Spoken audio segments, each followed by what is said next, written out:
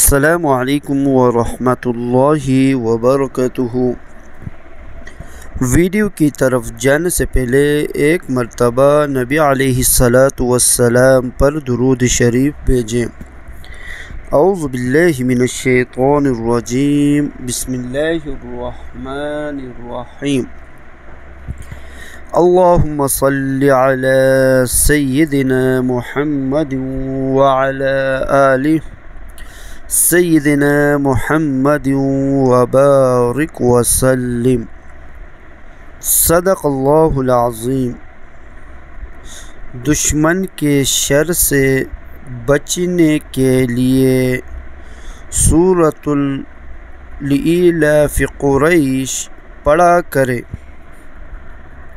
اعوذ باللہ من الشیطان الرجیم، بسم اللہ الرحمن الرحیم۔ لإیلاف قریش ایلافہم رحلۃ الشتاء والصیف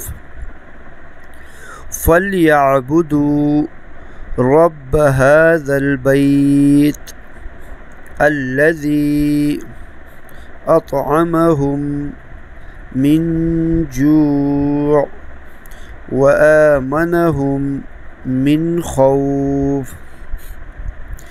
ترجمہ: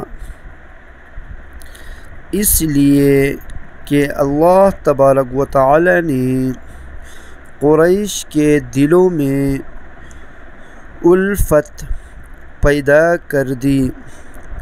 الفت تجارتی سفر کی جاڑیں اور گرمی کے موسم میں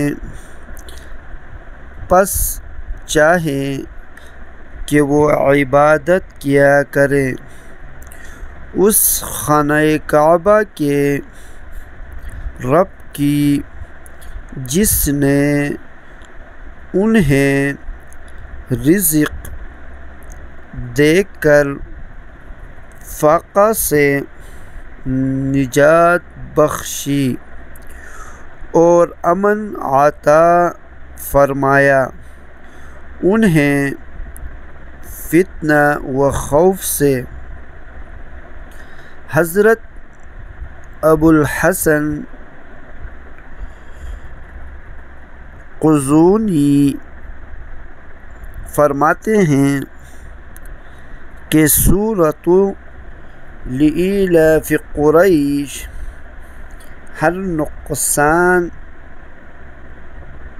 و مضرت سے